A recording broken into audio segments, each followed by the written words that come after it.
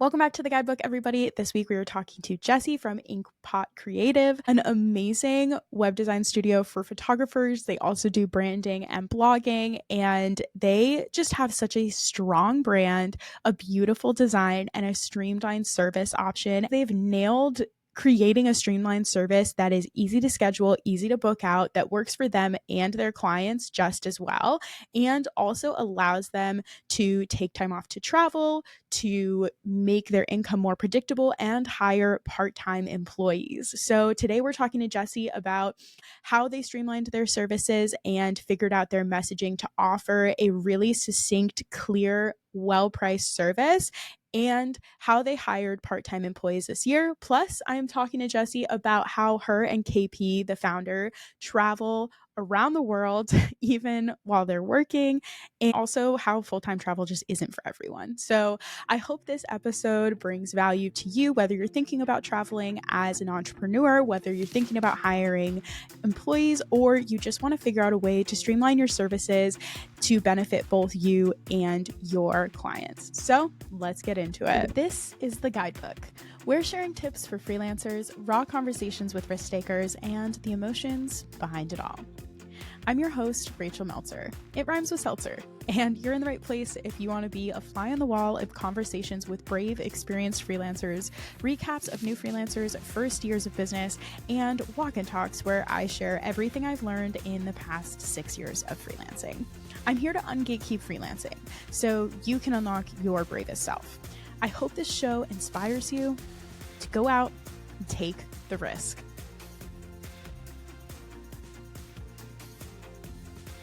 All right, Jessie from Inkpot Creative.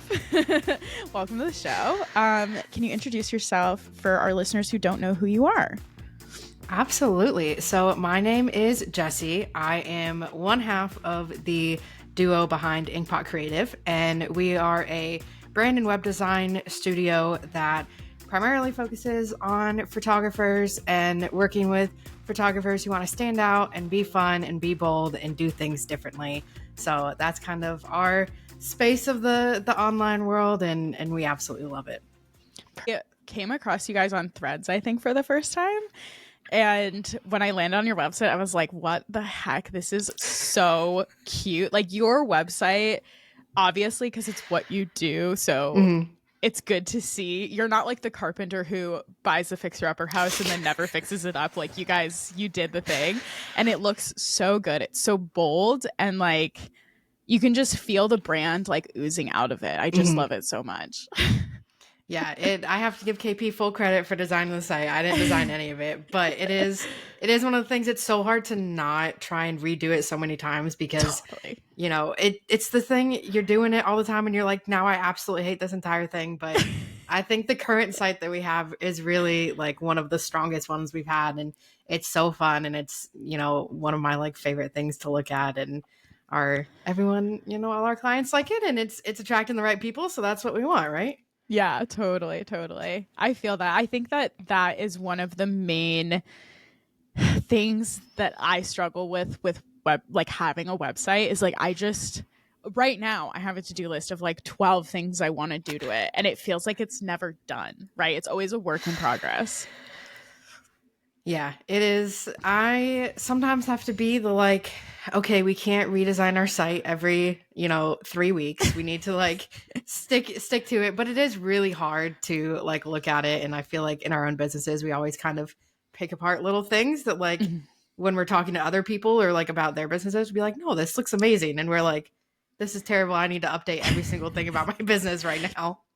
It's like, oh, you don't notice every little thing that I am noticing that is horrible. Exactly. Yeah, totally. Well, you're like the media person behind all of this. What is your role at Inkpot, and how does that translate to like what you do every day? So I am the media operations manager. So we have just recently kind of expanded our team, and it's been really exciting because we got to the point where it was, KP and I were getting a little too overwhelmed, and Inkpot was growing, which was amazing. And we didn't want to like slow it down. So right now what I do, which I love, I do all of our podcasts.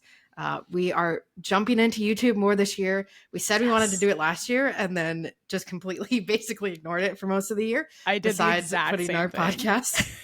Yeah, it wasn't great. So we're really focusing on YouTube this year, and I'm really excited about that. I'm not a like professional video editor by any means, but KP and I actually also travel a lot, and we studied abroad, and we made travel videos when we were abroad. So it's fun to kind of bring these two worlds together and get to do that. And then I'm also still kind of overseeing the development of our sites. That was my role before we kind of expanded things. And so kind of keeping an eye on that, making sure that everything is amazing and, you know, our clients have the best site possible. Everything works, everything looks great, and kind of managing all of that. But it's been an interesting step to kind of shift positions after, you know, I joined Inkpot about 2 years into when it was started. So it's a little interesting now, like 2 years later, to completely shift everything that I've been doing and be in this little bit of a different space, but it's really exciting too. Yeah, I love that. That's so cool. It's one of those things that like you can't really do every channel all the time, all at once, the best that you possibly can, because like that's why people are specialists. There are people who like exclusively focus on YouTube as a marketer, and like you cannot be that if you're also focusing on 7 other channels. And so it's kind of one of those things that I notice, for me at least, it helps to just do stepping stones. Like whatever the channel is that's easiest for you to market on, learn it well, build a following on it, and then add on to it once that thing feels routine. Like I've been struggling with marketing my business for like the coaching side of my business for so long. Cause the thing with like service-based clients, like the digital marketing clients I have, you can just get them from cold pitching, direct outreach, LinkedIn connection requests and DMs. You cannot do that for coaching. You really do have to do attraction-based marketing, inbound marketing. And so I was like trying to be on Instagram because I knew my clients were there. But what I didn't realize is my clients were not on Instagram to learn how to be a freelancer. They were on Instagram to like look at pretty backpacking videos and like find destinations and like dream about the life they could have. And when I landed on, I mean, I've been using LinkedIn for so long, but I didn't start content marketing on LinkedIn until last year. And when I started doing that, I was like, oh shit, this is so easy. I can just write. I don't even have to post an image. I don't have to post a GIF. I don't have to make a carousel, make a reel, whatever. And I can just like, my brand is set it matters, but it doesn't matter as much as it does for like a photographer or web designer, right? And then I was able to master that truly. And now it feels like it's so easy. It's on autopilot. I can do it in like 15 minutes a day. And now I can add YouTube and like really do a better job on YouTube. And that's the difference, right? Like you guys are on other platforms where you have kind of almost mastered it, right? Like you feel good about it. And like same with the podcast, right? And then now you can add YouTube. Yeah. And I totally agree. And I think there's this like pressure. Everyone's like, oh, you have to be on Instagram and TikTok, and who knows what's going to happen with TikTok. And you got to be, you know, on YouTube, and you have to be doing a podcast and emailing people and like all of these different things. And really you need to be like, okay, but where are people actually going coming to, like, from? Yeah. Like where are they going to connect? Where are they actually looking for me? Because we can spend hours marketing on Facebook. Our clients aren't on Facebook.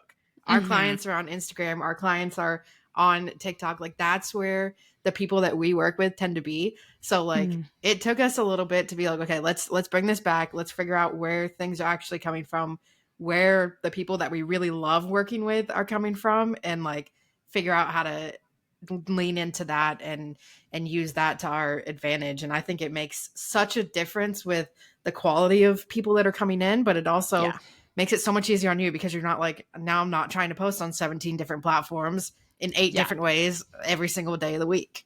You don't need to spend 14 hours a week on marketing. No. You don't. Nobody does. That's ridiculous. Like, unless you're, I mean, obviously, as a small company who has less than 10 employees, you do not need to be doing that. It's hard to step out of the shoulds in business, I think, because it seems as though there is a right way to do everything and everybody else knows it but you, when you are new to business and you don't have a lot of like training and education about it. When in reality, it's just like you have to figure out what works for you, and you have to start with 1 or 2 things and then slowly build. Yeah, it's all trial and error. That's everything is testing out and seeing what works and what doesn't. I know, it's so hard to believe that that is true. But like even large companies are doing like A/B testing on their Mhm. email. Like no, even the best marketers in the world don't know what works. Like you, even with paid ads, you have an option to do A/B testing. So like obviously everything's a fucking experiment. Like let's just treat it like one. No, I had like a corporate-ish job before this, and the amount of like A/B testing with different marketing strategies, with different price points, like they were doing it left and right the whole almost 2 years that I was there. So I think sometimes we're like, I don't want to be corporate, so I don't want to Mhm. do all the things that corporations are doing, and like that's true in some senses, but in other senses, you kind of it might be beneficial to adopt some of the things that they're doing because it can still relate to you and what you're doing. Yeah, I think there's an importance in getting to know your data, which I didn't really start doing until 2024. I was just kind of like willy nilly, like, it seems like this is working. It seems like this is happening. Mhm. Like, the only data I really paid attention to was my email marketing because the platform I was using gave me reports automatically. So I didn't have to like go and get the information. Like LinkedIn doesn't really do that very well. Um, but now that I'm armed with this data, I feel so much more empowered to do things more efficiently and to make decisions that are better for me. And it feels almost relieving that I kind of know the answer because I have numbers that I can use as evidence that something is working and I should continue to do it, or something isn't working and I can shift it. Like, what? It's mind blowing. And I definitely could have been doing this all along. I just had no idea that I needed to or even how to do it before. Yeah, that's something that we have like really leaned into, and even looking like when specific, because we have a couple different offers because we have our brand and website, but then we also do blogging, and kind of looking at like when we tend to book clients and the like cycles that goes through. And with wedding photographers, we see like a little bit of slump over the summer and like bookings and people, talking to us and reaching out because their summers are, you know, really full of all of the different weddings and stuff. We work with a lot of East Coast people, so East Coast summer is a like super popular time to get married. So Yeah. we have kind of like looked over that past couple of years, and this year over the summer when we knew it was going to be a little slower for our rebrand edit, we pushed blogging and we're able to kind of bump that up and bring that up to an entirely different level because people were interested in paying attention to that and doing like, okay, I'm super busy right now, I need to market in a different way, but I don't have Mhm. time to do it. So what can I do? Oh, here's blogging. Someone else can completely do it for me. This takes it off my plate. This is perfect. So I think That's taking so the smart. time to like look at everything is like so important. Give you so many things to make it so that you're not wasting your time in the Yeah. future with like whatever you're doing. Yeah, that's huge. I did that as well. I mean, it kind of changes your tier for me just because the industry changes so much, Hmm. but like I know I'm not going to get paid from December 14th to January 14th now. Like I've learned that lesson the hard way so many times.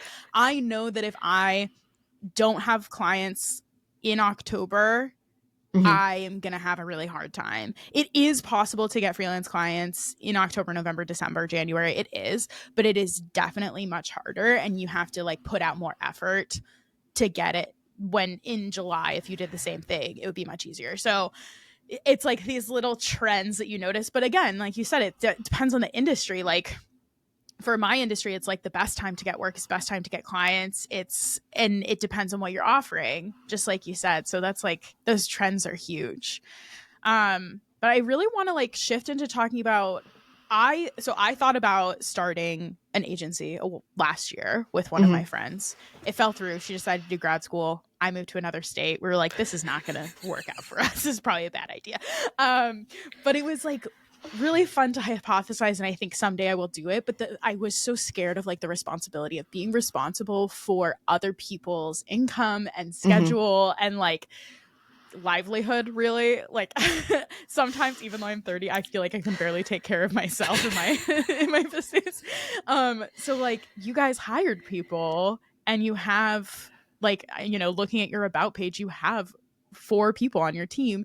What was Hmm. it like to hire new people? How did it feel? Like what was the process like? How did you find these people? Was it scary? All the It goodies. it was, I'm not gonna lie, it felt terrifying. I mean, I'm gonna be honest with you. We both graduated in 2020 in COVID, and honestly, in a way it feels like we're still stuck at that like 22, 23 years old, and we're like not really adults yet.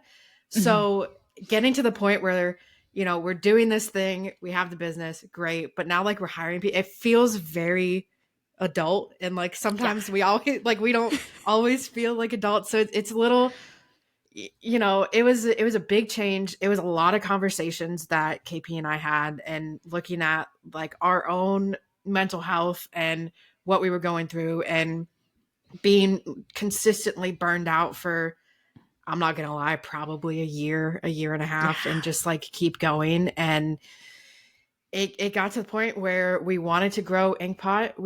We don't ever really seen it be this like massive studio. We don't want it to be really big. We want it to be small. So there were a lot of conversations that we had of like, what would the team look like? What you know, what do we need? What could we do? What could we hand other people off to? What could we do better if we weren't worrying about all of these other things, or we had other people to go through it? So it was hard to, in a way, give up a little bit of that control and be able to trust that the standard and the level of all of the, you know, products that we've been putting out is going to continue with a team. And so it was a little scary to begin with. We did end up basically putting out, you know, applications for employee positions for part-time employees. So that was also a little bit of a weight off when it comes to the responsibility of, you know, other people's livelihood, because that was another big thing of like, what happens if things slow down? Like what happens if we stop booking, or like all of that stuff. So having part-time employees, it's a little better because they like, all of our employees kind of work on other things and have other things, but we still, you know, have them here and on the team and are giving them work, and they're part of our, you know, team culture now and everything. So it kind of made us feel a little bit better doing that and having that kind of setup. But we put out just applications and we did interviews, and it was a little, I feel like at the beginning we were probably as nervous as the people we were interviewing, because we had never interviewed people. Like KB had done a couple interviews early on when we were, you know, looking for jobs right out of college. I probably applied for 100 jobs out of college, literally got one interview, and thankfully I got hired at that company. Oh my So gosh. I've You guys basically graduated in the worst economy too. It was the most difficult thing. And it was, I mean, obviously it wasn't personally a great time for us. Everything that we knew had got canceled. We got sent home from school. Our senior season of lacrosse got canceled. Our graduation got canceled. We were not thriving at that time. So the fact that either of us found jobs that like made it so that we could kind of get ourselves out of it was great. But like, that was basically the extent of my interview experience, was doing one interview myself. And KP had a couple. And so I was like calling my mom. I was like, Mom, how do I do, like, you know how to do this? You interview people all the time. How do I do this? Like, what do we ask? What do we look for? And thankfully we worked with an incredible HR team that like held our hand through the entire process. And That's nice. I would 100% suggest, like, if you're making this transition, finding people like that to help and work through it. And we worked with Paradigm. They were incredible. So having that kind of backup of also being able to lean on people who specialize in this and can help get everything set up. There was a lot of like, even I never thought about that. Like that's like so smart. And the back end too of like getting set up in different states and like insurances and being an employer in these states, and like there was so much to go through. Yeah. So having someone who's like, fill out this form. Here's what you need to do. Here's what you need to do. Here's a job description. Here's the, you know, offer letter. Here's all of this stuff. So that was a huge weight off of our chest, having people like that who we knew, we trusted. They, you know, had everything that we needed. So it was a lot of kind of learning and figuring out how much actually goes into having employees and like building something like this. But it was very scary. Thankfully we have some incredible people on the team. We had amazing people apply. Like it was very difficult for us to make decisions on who to actually bring onto the team. But I think it's been amazing so far. We're just about 3 months in with everyone on the team. So it's been very fun and amazing. And, we absolutely love everyone that's kind of a part of Inkpot now. And it's been nice for us to be able to take a step back a little bit so we can focus on some more of the like bigger picture things to make sure that we are bringing in those clients. We are still marketing. We're putting our best foot forward and still trusting that everything that's, going out with the Inkpot name on it is to the like standard that it's been at for the past, 4 years. Yeah, that's huge. Wow.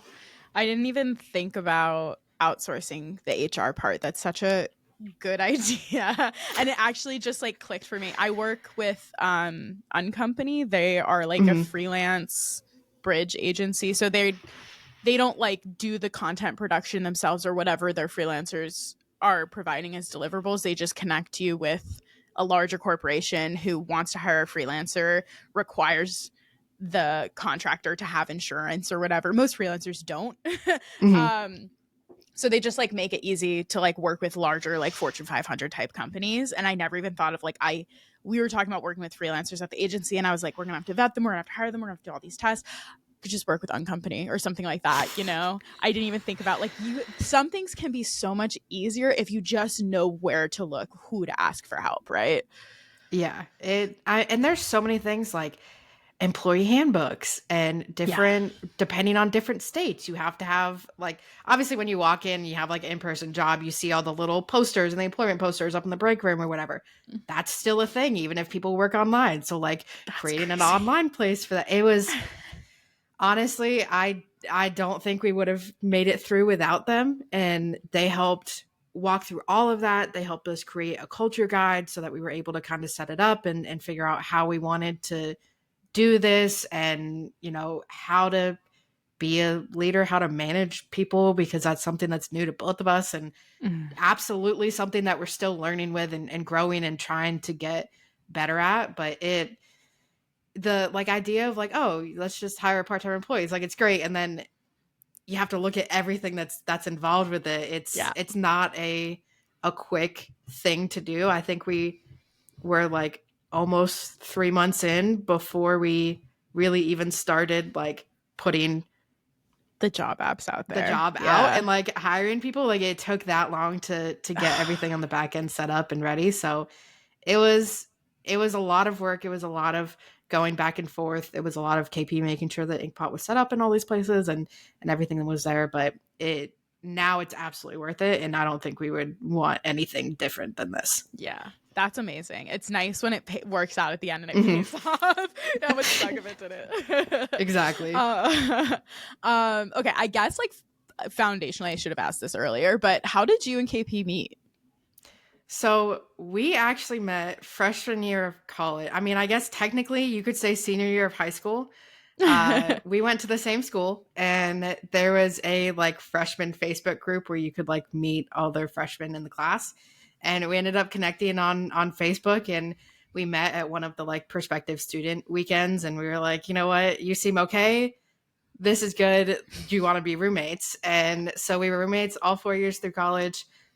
We've actually lived together since college. So it was really the random, class of 2020 Facebook page that we connected over like superheroes and How I Met Your Mother. And it kind of, turned into what it is now. So it was a very chance encounter that we ended up meeting. But it was probably one of the best things that happened. And I'm so happy that we both ended up going to the same school. We had the same interests, like we connected. It's amazing. That's so serendipitous. Yeah.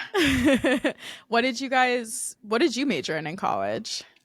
So I actually majored in psychology. My goal was I was going to go back to school and get a PhD and become a psychologist. That's like what I expected to do. So I have a degree. I have my major, BA was in psychology.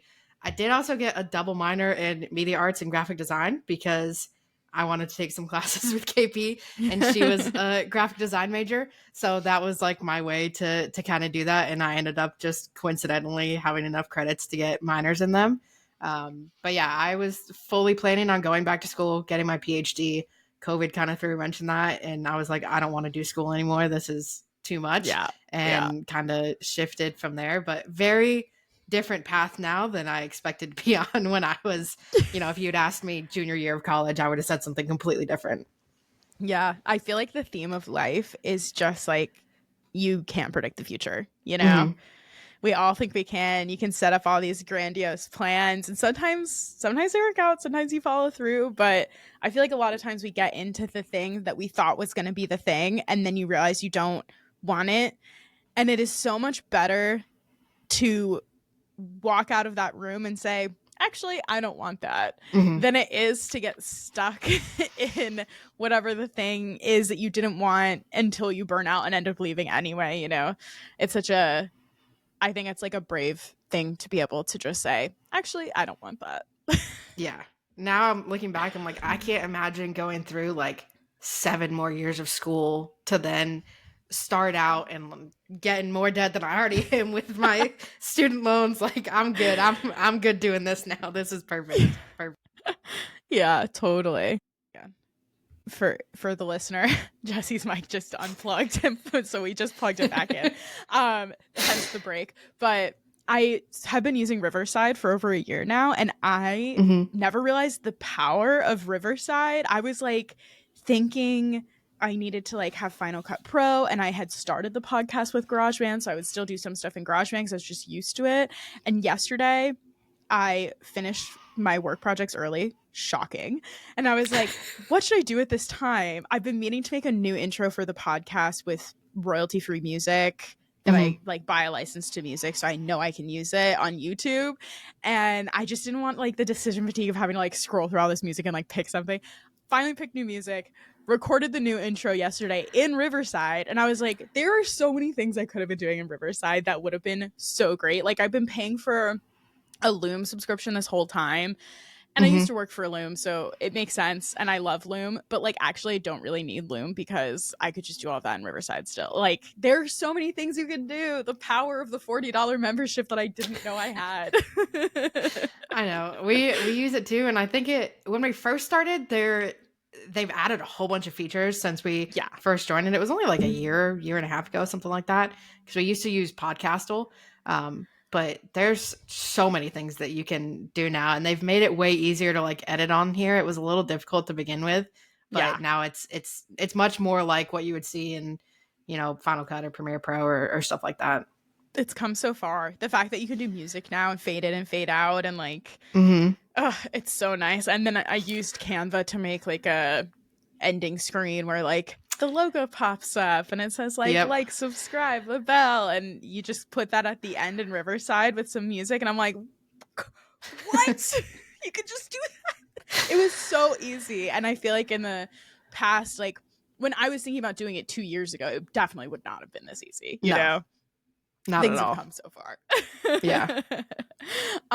So tell me more about like how you guys sort of offer your services at Inkpot for the service, well, for obviously for people who want to work with you, but also for the service provider. I feel like it's nice to see how other people are offering their services and what they're doing, Yeah, so we actually have gone back and forth a lot with how we do our service, what we offer, what it kind of looks like. But last year we like really honed in and spent a lot of time figuring out what was really going to work. So for us, we've always liked shorter timelines. I think when it comes to especially the like design world, there's so many like horror stories we've heard from clients who are like, I started and I didn't hear from my designer for 6 months and I had no idea what was going to happen and when my website was going to come out or anything like that. So we have always been really big fans of shorter timelines and kind of quicker turnarounds.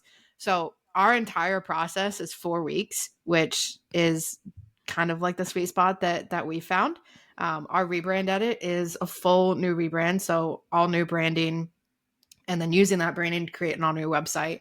So it's 2 weeks of branding, 2 weeks of website, really quick. We also have a ton of stuff set up on the background to make sure that we get everything from our clients, which I feel like is always the biggest thing as like a service provider. The like biggest struggle is getting things for your clients on time and getting everything that you need. Totally. Sometimes it feels like pulling teeth and we're like, no, we just need like, can you just give us this? So We use Notion for all of our like client dashboards, and I freaking love Notion. it's been amazing. I Obsessed. think we've been using it for like maybe 3 years now. Like it's been pretty solid, and it's so nice to stay organized. Like if you don't have something consistent that you're using for your clients, that is, go do it right now, because Yeah. it's so easy to stay organized. Everyone gets the same stuff. Everyone gets the same information. We've played around a little bit on like how to collect it, whether they're putting it right in there. Now we have like Dubsado forms that they fill out, and it makes it really easy for us to kind of see everything and pull everything. But we have everything. They basically give everything to us up front, which is really nice. And we make it very clear with them, since we do have faster timelines of like when things are due, when feedback is due, when we're going to get things to them. I think that's one of the things that one of the things we like hold really important to us is making sure that we're meeting deadlines, and we're very clear and transparent on when people are going to get things, because they are like, this is an investment, and we don't want you to feel like it's not worth the investment, or it wasn't a great investment, or you're just kind of sitting there like, I have no idea what's going on. We always want to, have people know what's going on. So we do a lot of pre-work and stuff with them. We do calls with them at the beginning to kind of go over the vision and kind of meet them. I think sometimes it's hard, depending on the person, to like write things out and kind of get everything that they're thinking down on paper. So we do have questionnaires that we have them fill out, but I think meeting with people and getting to hear their just like flowing stream of consciousness of like what they're thinking, to kind of pull it out, has been really big and really helpful. That's something that we added in maybe like 2 years ago. Originally we weren't doing, strategy vision calls with people, but that's been a huge help in making it so that we kind of understand them a little bit better. Their voice is heard. It feels like a little bit more of a collaborative process, which we love. And then we're very, once it starts, we're very good about getting everything done, getting the brand done in 2 weeks, getting the website done in the second 2 weeks, and making sure that everything is, ready to launch. And by that fourth Friday, they know that their new website's ready to go live, and everything's going to be, great, giving them little launch graphics, helping them celebrate all of the new stuff. So I think it was a bit of a learning curve in trying to figure out what works the best for us, and even how we wanted to offer things. We used to have different packages. We used to have multiple packages. This year we scaled it all back, and the only thing that we offer design wise is the rebrand edit. And if you work with us, you get a new brand and a new website. And that's been really nice to not have to like almost context switch between who's doing what. And even like scheduling out timelines, it's so easy, because we're like, okay, every Monday we can start a new client, because everyone's on the same 4-week period, and it's spaced out and it works perfectly. And I think that's nice. Before we were doing website or brand and website or brand only, and trying to schedule that out and like so much overlap, harder. It got a little difficult. And then people are on different payment plans. Things are a little like unexpected. Now we're like, okay, we know when money's coming in. We know when things are going to end. We know when new projects are going to start. Like it just made the entire business side of everything so much easier to kind of manage.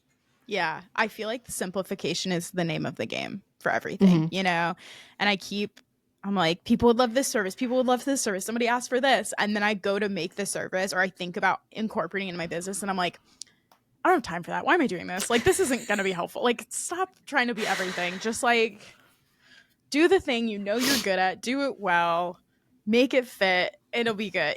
Like simpler is pretty much always better, in my opinion. Yeah.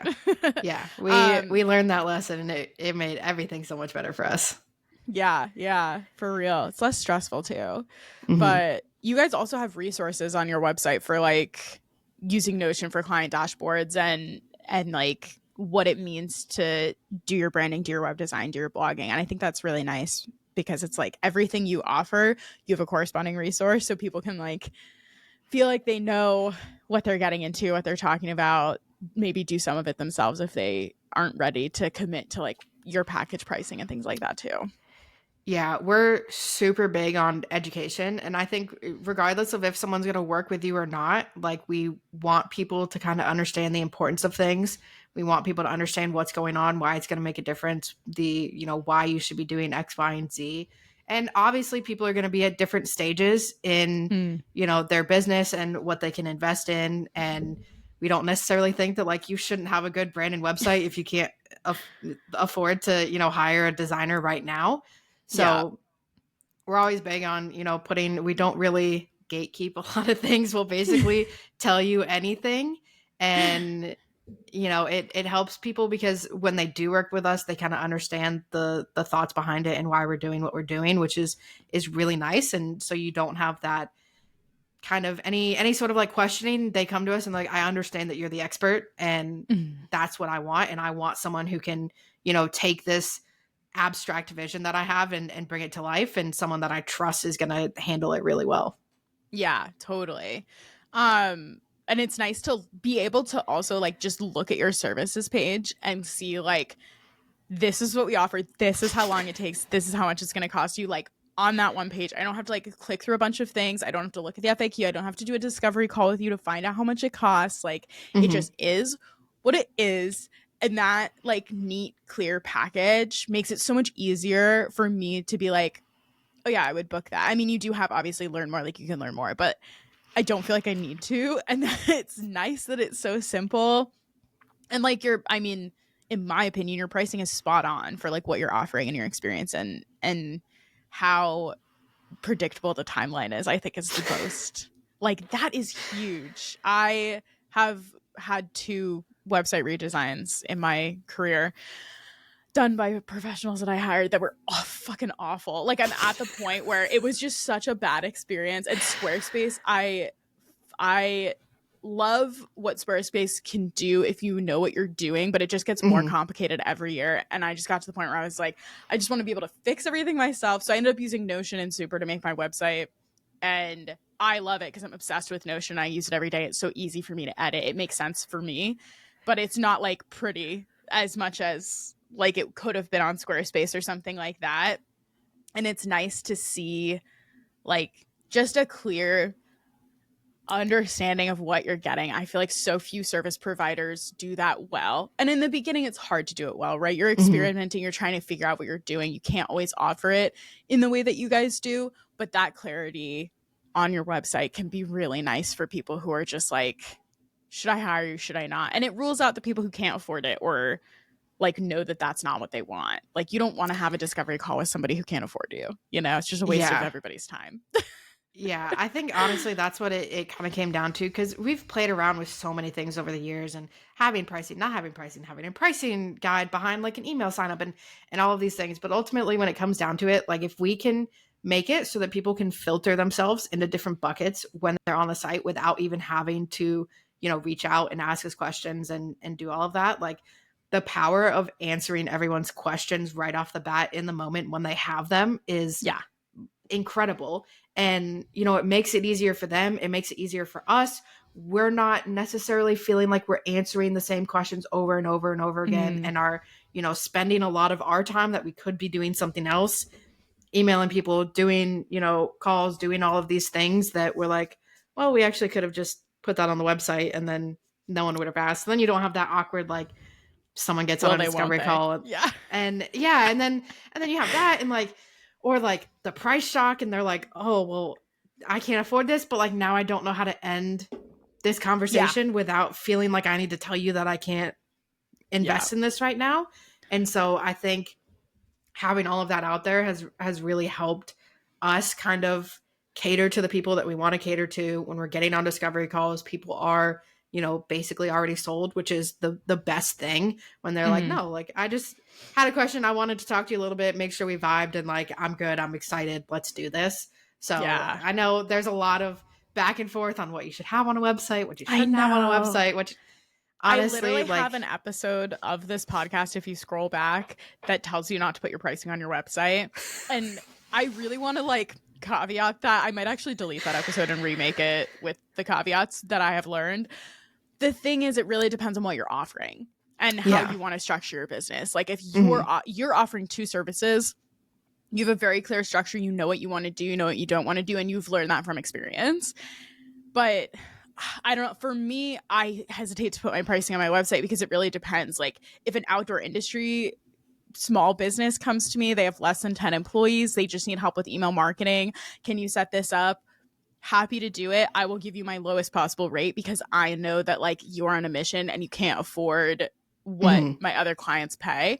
But if like a Fortune 500 tech company comes to me and they're like, we want you to do 12 blogs and we want you to do this social media marketing and we want you to use your audience as leverage, like I'm going to charge you the most. So I can't just put like $500 a blog on my website or $700 a blog on my website or like this email package costs this much, because it just depends on like the client and the project and what they're giving me and how much they know about what they're doing.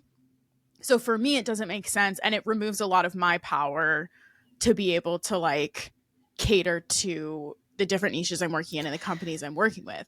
But if you know what you want to offer and you have specific parameters, you know what you want to earn for it, you have a process, you have a dashboard, you've basically created something that you could sell in a box on a shelf, definitely put your prices on your website. Like my coaching prices are on my website because it is in a box. It is an offer. You know what I mean? There is a dashboard. I can sell it. It's like the same. So it's kind of dependent, right? Yeah. I think it breaks down for us a lot to the like customability of your packages. For us, we offer this, like every single client that works with us is going to get the same exact thing. So we're going to charge you the same exact price. We're not going to charge someone more because we, think that their photography business might be making a little more than this other one. Everyone's getting the same product. They're getting the same timeline. They're getting the same deliverables. So it's all the same. But, we work with a lot of photographers who work in the higher end industry, and basically every single one of their packages is custom. They listen to the couple, they figure out what they want, and they give them a package based on that. So for them, it might not make sense having pricing on it because it could be $10,000. It could be $60,000. Like, I don't know. It depends on, do you want 4 hours or do you want an entire weekend? Those are two completely different prices. Totally. So, I think looking at how customizable your packages are, if you're offering the same exact thing, like you said, off the shelf, if everything's the same, that's one thing. But like when you have those variances and those differences, it makes sense to not have set pricing because it doesn't give you the flexibility to kind of move. And you might get people who are like, well, actually, can I do like this and this and this? And then you're like, let me try to like figure out what that package would look like. And it's a little all over the place. So trying to figure out what works best and how you want to offer things and how you want to run it before, maybe putting the pricing straight up on there. I know a lot of the people we work with too, even just put like starting pricing so that it gets rid of that, a little bit of that sticker shock. If they're like, okay, if it's starting at 10,000, is that where my budget is, or is it a little lower? If it's starting at 5,000, where do I think I fit in that? But yeah, it's a hard thing to kind of figure out where you sit and what you want to do. And you'll get, I feel like if you ask 100 people, you get 100 different opinions on it. Totally. So it's really that, again, that like trial and error. Yeah, it's trial and error. It's the other example of like, it's your business, run it your way. Figure out what works for you, do that. Yeah, totally. So I guess, well, this is really switching gears, but you guys always talk about how you travel a lot. How are you fitting that into being business owners now with part-time employees, and also just like, in general, like running an agency, running a business? How are you figuring out where to travel, how much to spend, when to travel, This past year in 2024 was our biggest year travel wise, and it was a bit of a balance of kind of figuring out what works for us. I think in some cases we definitely want to get better now that we like have a team too, of like trying to completely disconnect and like actually take time off. Yeah, we really struggle not working on the business, not doing things, not checking our emails, not reaching out. Like it's very hard for us to just not read.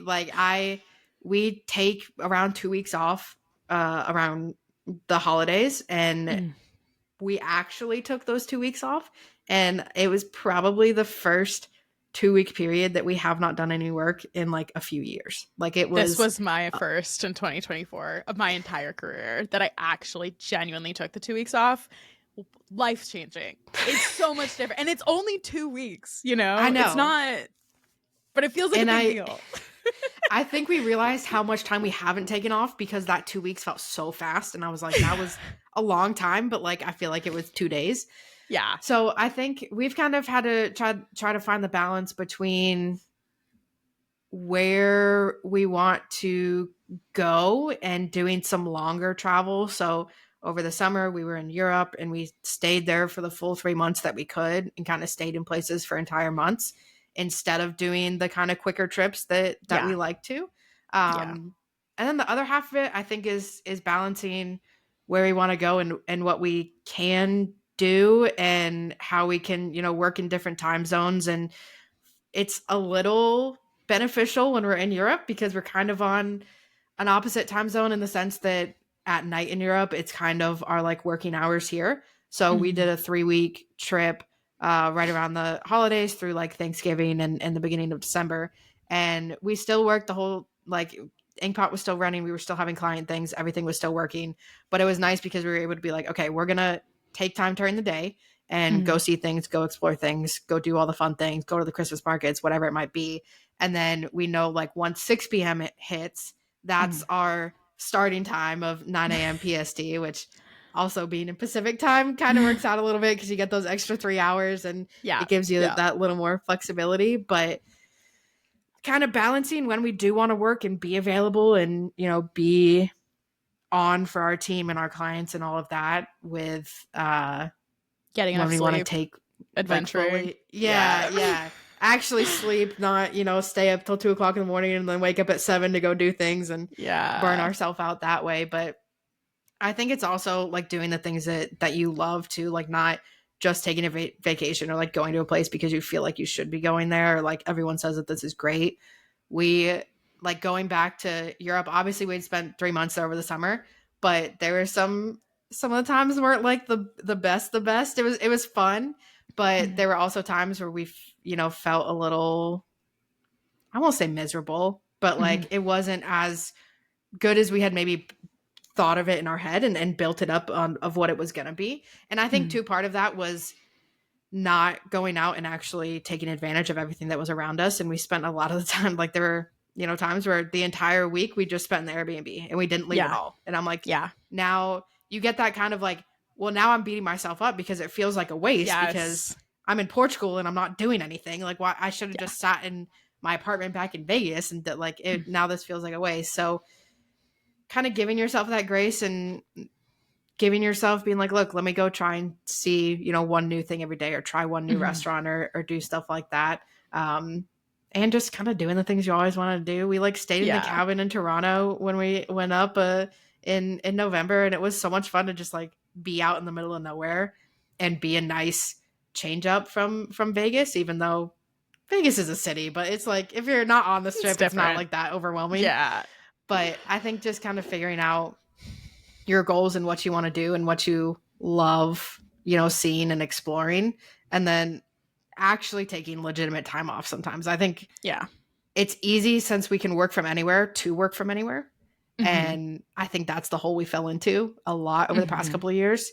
And so trying to be like, okay, when can I work from anywhere? And when should I actually just put the computer away and, spend this time and actually enjoy where I am?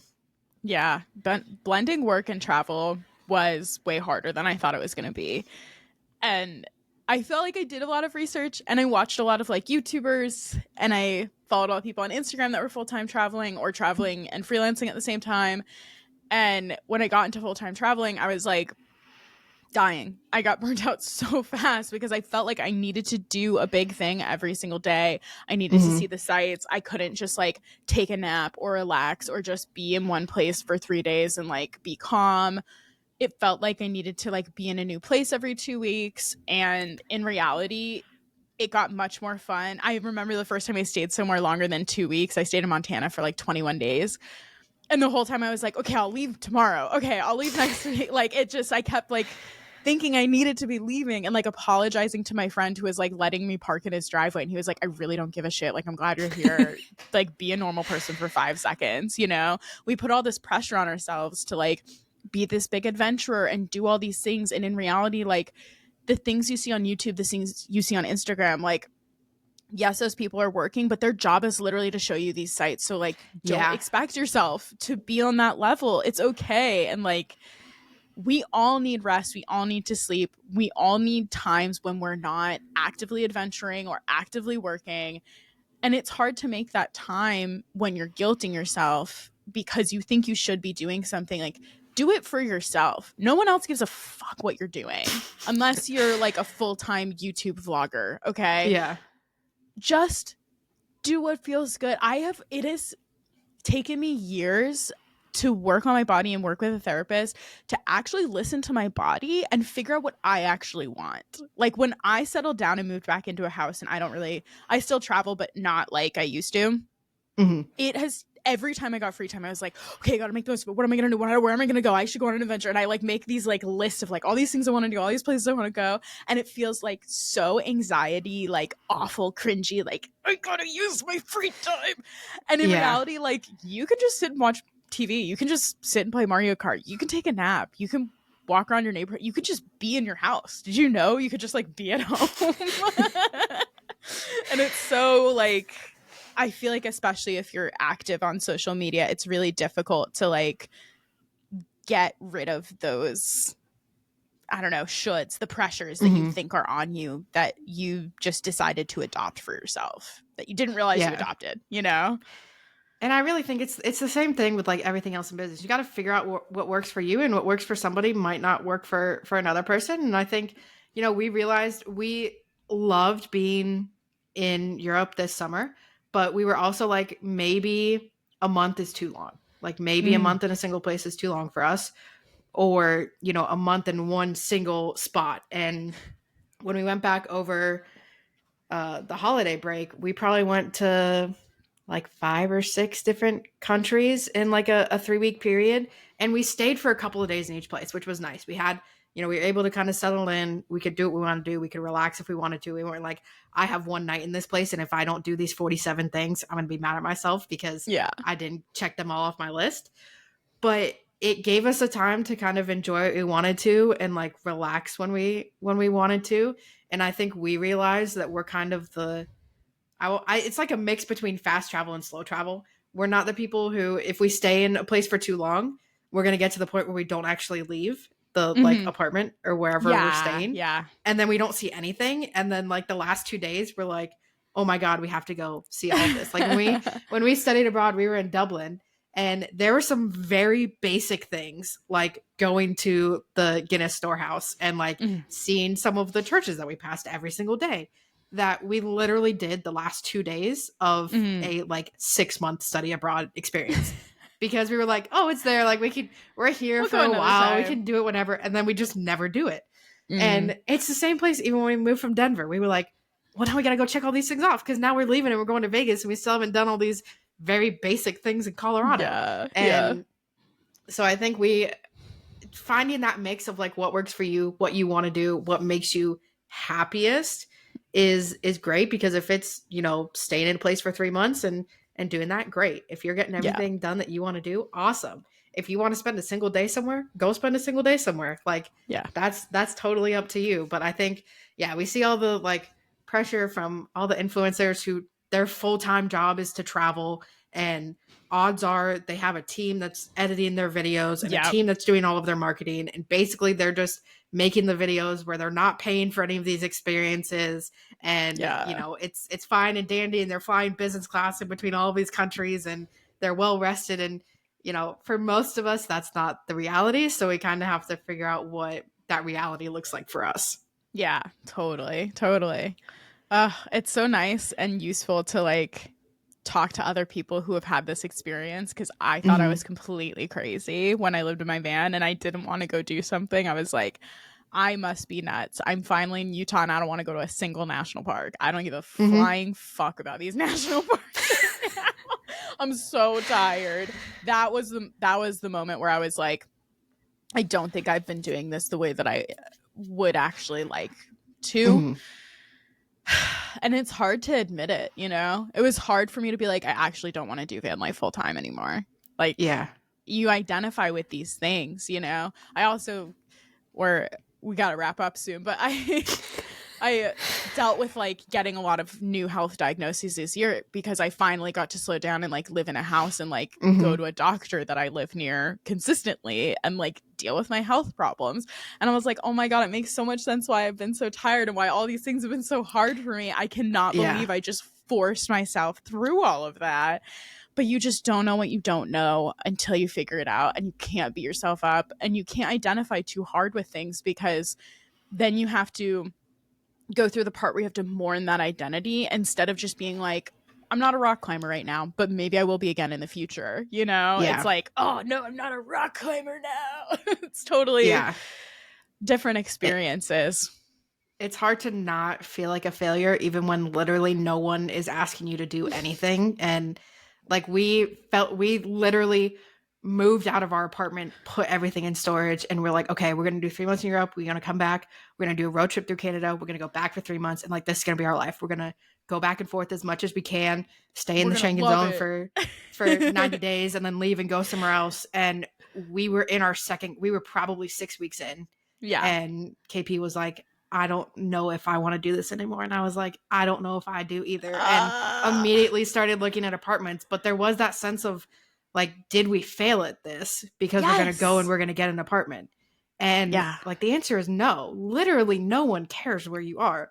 Like, our families are probably happier to have us back in the US because they're not worried about us being here, there, and everywhere in Europe where they can't, semi-easily get to us. And like, no one's going to judge us for moving back to Vegas. It's all in our heads.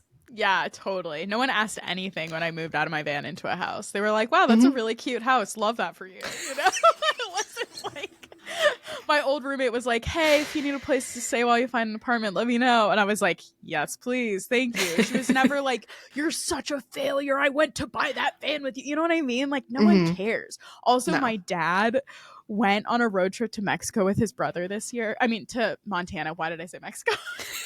Because I'm going to Mexico in February. I think it's just on my mind. My dad went on a road trip to Montana with his brother this year and went to a lot of the places I had been in the van. And I never stayed in a hotel in Montana. I stayed with a friend for like a week. But other than that, like, I was just like on BLM land in my van or at a campground, whatever. And my dad was like, thank God I did not do this road trip before you did van life, or I would have been up all night every night while you lived in your van. I cannot believe you did the shit you did. I came home with like bald tires because I didn't want to pay for new tires, so I knew I was going to get rid of the van.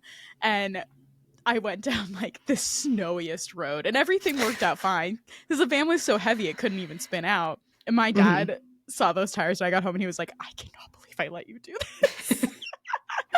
It's just such a like our parents say that all the time, and there's so many places where we delayed letting them know as long as possible that we were going to go to Prague when we were in Vienna because they were a little worried about us, but I was like, literally the day before we left, I was like, hey, we're going to Prague for the weekend. And my dad was like, were you ever going to tell me this? And I was like, no, I wasn't. But it is that like that kind of trying to like get over no matter how old you are, your parents are still gonna like worry about you and be like, I can't believe you just did that and everything. But honestly, it makes for good stories. We got to see great things. We got to fall in love with new places and just taking that leap as long as you're doing it. We're very safe. We do a lot of research. We make sure it's safe for us. We make sure it's safe for queer people, and we're not gonna get into trouble or anything like that. So it's a lot of stuff that we do on the back end, but sometimes when people are looking at it, they're like, I can't believe you just did that. Yeah, it's pretty crazy. I think about having kids now, like we've talked about it, and I'm like, so I feel like I'm so much more okay with them doing things that my parents would have been so scared for me to do because I've done them, and I'm like, you'll be fine. Don't be stupid, but you'll be fine. It actually isn't that scary, and like these places actually aren't as bad as you. And honestly, I think a big part of it too is people growing up in different generations, and when you're looking at travel abroad, the world back when my parents were kids was a very different place than the world is right now. So like, I understand when they're nervous about certain places that maybe didn't have the best reputation in the like 60s and 70s, but we're in 2024 now, 2025. They've progressed some. It's a little different, and it's not as bad as it was built up in their heads, when they were kids. Yeah. Well, I feel like the moral of this whole episode has just been you gotta do you and you gotta experiment and you'll figure it out. Everything's gonna be fine. Trial and error. Whole life is just trial and error. Truly. The school of trial and error. Who needs university? All right. Well, the last question I have for you is where can people find you on the internet? Yes. So our website is inkpotcreative.com. We are also at Inkpot Creative on everything: Instagram, Threads, YouTube, TikTok, all of that stuff. And then we have our podcast, which is called the Unexpected Entrepreneur Podcast, that you can listen wherever you listen to podcasts. But feel free, if you have any questions, if there's anything you want to know, if there's anything you want to talk about, whether it's stuff that we do in business or travel, we love talking about it. So feel free to DM us and we'd love to chat. Yeah, heck yeah. I was just on the Unexpected Entrepreneur. Well, as of this recording, it was last week, but it will be 2 weeks ago when this episode comes out. So if you need an episode to start with and you like me, I hope you do if you're listening to this, go listen to Unexpected Entrepreneur. There's some really juicy episodes. I feel like there's a lot to learn from your podcast, and you guys are such great personalities. If you haven't seen the Inkpot Creative website yet and you need some inspiration, like, go see it. It's nice. It's lovely. You will just feel embraced by the brand, and that's kind of how your podcast feels too, I feel like. Thank you. It was so much fun having you on. We've been able to have some great people on, so it's always fun kind of hearing new perspectives and seeing everyone's thoughts on the world and on business and how there literally is no answer to anything, but we're all just working through it. We're all just trying to find our way. Awesome. Well, thanks for coming on the show, Jessie. Thank you so much. Thanks for tuning in today. This podcast was created by me, Rachel Meltzer. Our music is by Jon Worthy. You can find more information about the resources discussed in this podcast in the show notes or on our blog at meltzerseltzer.com/the-guidebook-podcast. Also, while you're here, did you know that I offer coaching and community for freelancers? I offer free community events and free resources, as well as paid options like Pop Club, our community for freelancers, and one-on-one coaching, whether you're starting your business or you just need to revamp some things and get out of that feast-famine cycle or take your business to the next level and double your income. I'm your gal. Come talk to me. You can find all of these resources at meltzerseltzer.com. Our free resources are at meltzerseltzer.com/free, and our paid resources are at meltzerseltzer.com/coaching, but you can find everything there from the homepage if you want to. If you have a second, please rate or subscribe, like or comment on this show. On Apple Podcasts, you can rate and leave a review. On Spotify, you can just rate the show. On YouTube, you can comment and like this episode, and you can subscribe to my channel if you want to watch these on YouTube in the future. Thank you so much again for tuning in to our little show.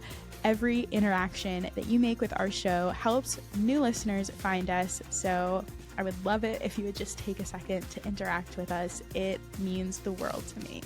All right, I hope to see you in the next episode of The Guidebook.